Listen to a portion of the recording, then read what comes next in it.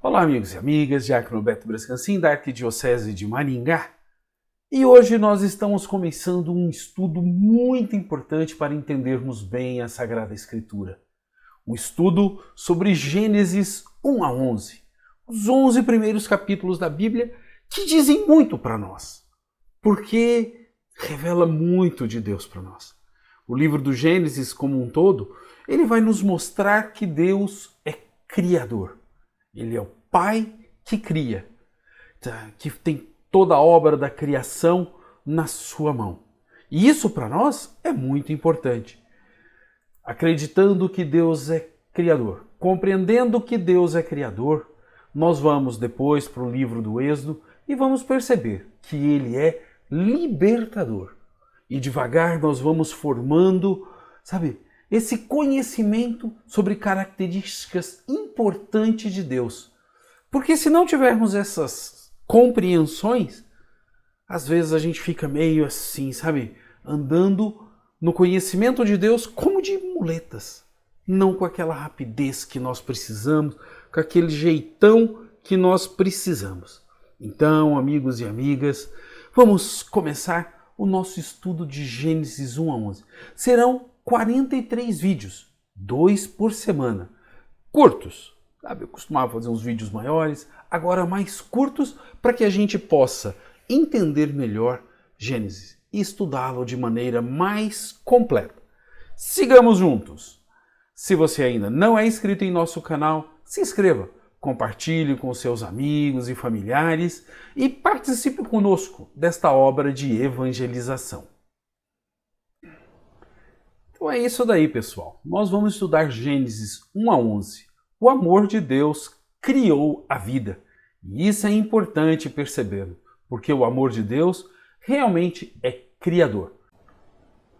Agora nós vamos dar uma olhadinha como que se divide o livro de Gênesis do capítulo 1 até o capítulo 11.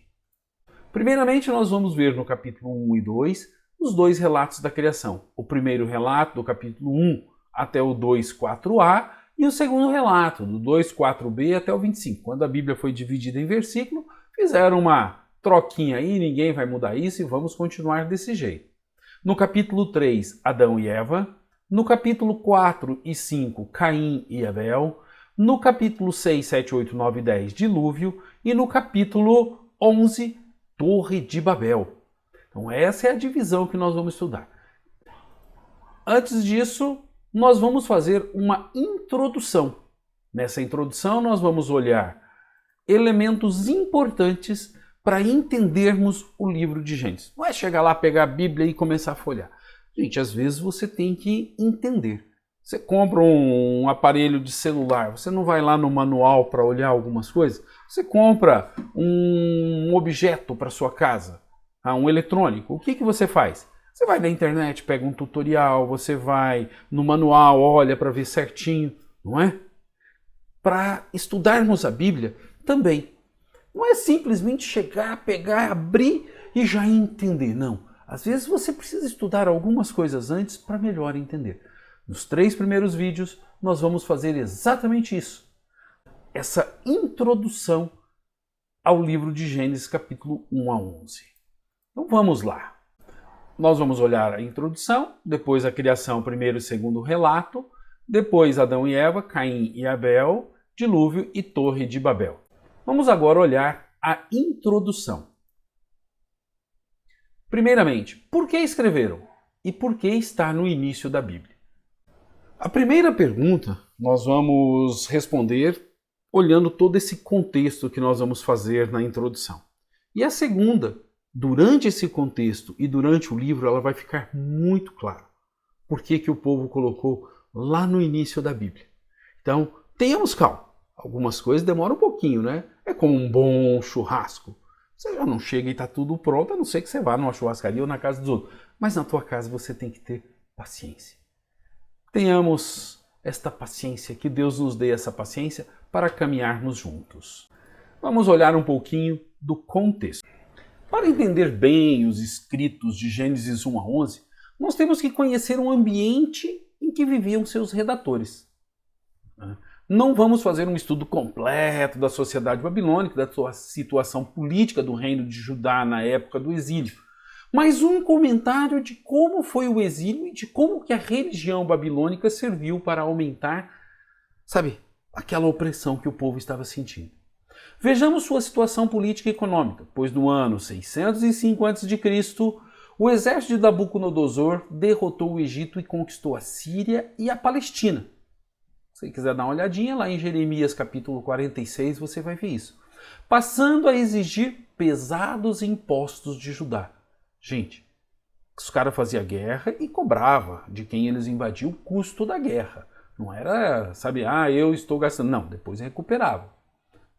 3 anos mais tarde, o rei Joaquim deixou de pagar esses impostos, e o que gerou uma retaliação muito grande. Lá em 2 Reis capítulo 24, a gente vê isso, culminando com o primeiro cerco à cidade de Jerusalém em 598 a.C.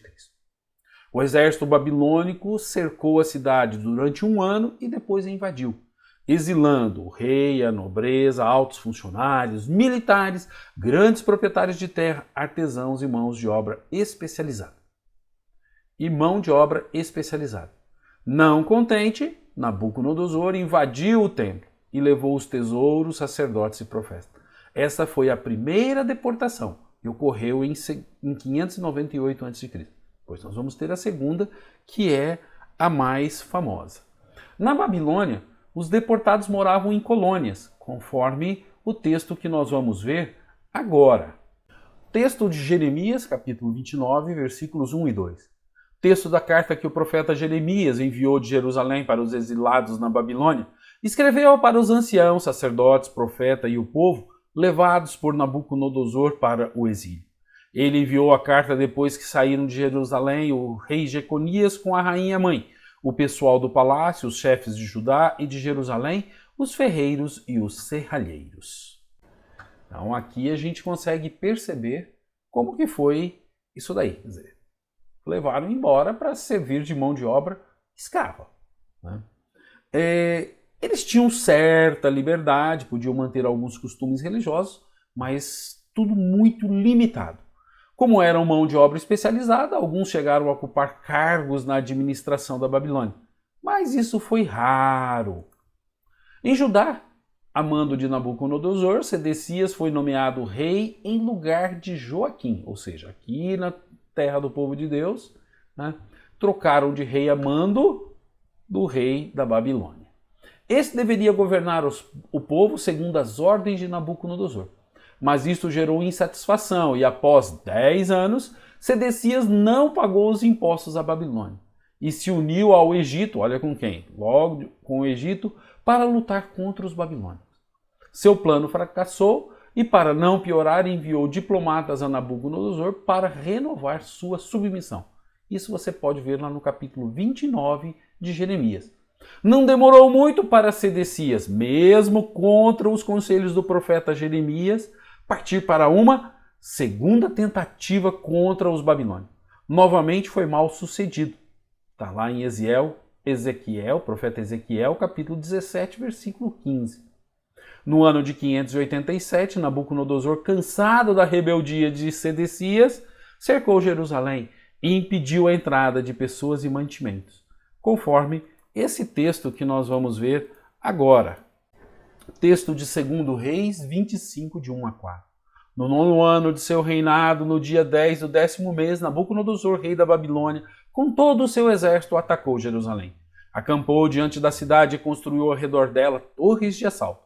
A cidade ficou cercada até o ano 11 do reinado de Sedecias, até o dia 9 do 4º mês. A fome apertou na cidade e o povo não tinha nada para comer. Então foi aberta uma brecha nas muralhas da cidade e o rei, com os soldados, fugiu de noite pela porta que fica entre as duas muralhas, perto do jardim do rei.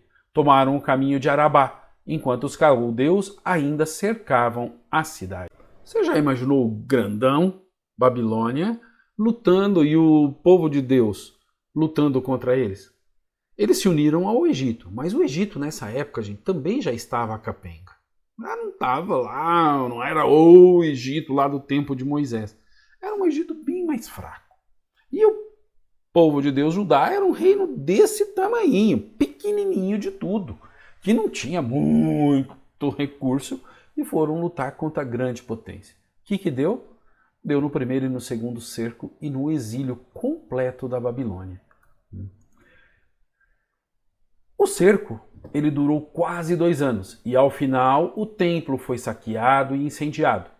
A cidade destruída. O rei teve os olhos furados e foi executado junto com sua família. Vamos dar uma olhadinha nesse slide agora para vermos bem isso daí. O templo, a cidade santa e o rei. O que é isso daí, gente? Esses são os 3 alicerces do povo de Deus. O templo, que seria eterno. A cidade santa, que nunca seria destruída. E o rei, que seria um reinado de 1000 anos. E isso era o que eles pensavam. Porém, quando tudo isso acontece, o templo é saqueado e destruído. A cidade santa, saqueada e destruída. E o rei, morto junto com a família real. Fim da monarquia. Depois desse segundo cerco, veio a segunda deportação, onde foram levados a nobreza, cantores, ajudantes do templo e tudo mais.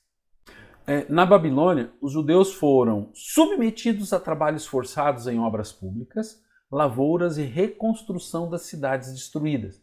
Viviam em prisões, eram agredidos, passavam fome, sede e cansaço, como nos fala o profeta Jeremias, entre os capítulos 40 e 55. Vamos olhar um trechinho pequeno, Isaías 42, 22. Este povo foi despojado e saqueado, todos eles estão presos em cavernas, estão retidos em calabouços. Foram submetidos ao saque e não há quem os liberte. Foram levados como despojo e não há quem reclame a sua devolução. Triste, né, gente? Resultado de uma política egoísta por parte dos reis que só pensavam em si mesmo. E o povo cada vez mais pobre. O exílio da Babilônia foi uma experiência profunda para o povo de Deus. Os 3 símbolos, o templo, morada de Deus, cidade santa, Jerusalém, e o rei, que teria 1000 anos de reinado junto com a cidade que nunca seria destruída, foi morto junto com sua família. Enquanto os sacerdotes e aliados de Nabucodonosor se beneficiavam com mais trabalhadores, a maioria dos exilados passou a trabalhar nas terras dos reis ou sacerdotes, pagando 15 a 20% da produção como imposto, além de guardar sementes para o próximo plantio. Quer dizer, paga aí 15 e 20%, normalmente 20%. E mais o que ele guarda para semente, mais 40%, sobrava o que para comer? Bem pouquinho. Mas a situação piorava quando o rei precisava de mais dinheiro ou mantimentos para novas guerras. É isso mesmo, política expansionista. No auge da dominação de Nabucodonosor, a cidade da Babilônia se tornou o centro financeiro e cultural do mundo antigo. A imponência e luxo da corte eram sustentados pelo comércio, impostos e guerra de conquista. A maioria dos grandes comerciantes e latifundiários eram também sacerdotes. Opa, juntava a religião com o dinheiro. O rei, além de grande latifundiário, mantinha o controle político e econômico da nação por meio de um poderoso exército da cobrança de impostos e através dos templos, onde ele era extremamente idolatrado como um deus. Gente, a situação do povo de Deus ela foi bastante complicada. Depois da entrada da monarquia pelo ano 1000 antes de Cristo, a sociedade foi decaindo. O rei foi ficando rico e o povo pobre. E todo mundo foi cobiçando. Quando o rei deu uma enfraquecida, impérios grandes, antes foi o Império Assírio que dominou o Reino do Norte, agora os babilônios que dominam o Reino do Sul. E era a disputa expansionista por novas terras e novas fontes de renda. Então, o povo de Deus se desarticulou e virou presa relativamente fácil. No próximo vídeo, nós vamos aprofundar um pouquinho como que a religião babilônica, que é o que importa para nós, acabou afetando o povo de Deus. Sigamos juntos. Paz e bem a todos e a todas.